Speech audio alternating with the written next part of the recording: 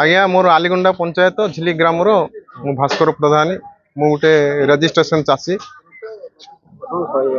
कौन बोले सार आसती सर सार मत 3 बस्ता देले फास्ट सका जो देखली क्या 10 बस्ता क्या 12 बस्ता 350 टका हिसाब से नेले आमठू मत नहीं 350 हिसाब से रिसीट दौना कौन चाषी को दौना रिसीट माने खुंचिकी रखी दौरान आप देखी जाते से ऑफिसर मत खुंचाई रखाई बिल रे बाहर लिखाई से देखा कि बिल से विषय किसी देखा 266 लिखाई आमको 350 बोली नौ आमठू से कहले प्रकृत मूल्य हूँ सरकार मूल्य 266 टंका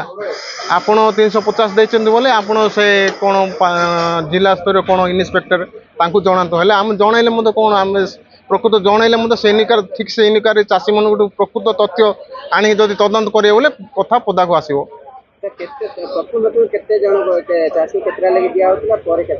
फास्ट सकाल चाषी को ये जी मागुले 10 बस्ता 12 बस्ता एमती दिखाला आपड़ तो देखिए गोटे पिकअप के जाते आप तो निजे जाते से सन्देह जो अल्प बेसी चाषी हो गले 2 बस्ता 3 बस्ता एमती देले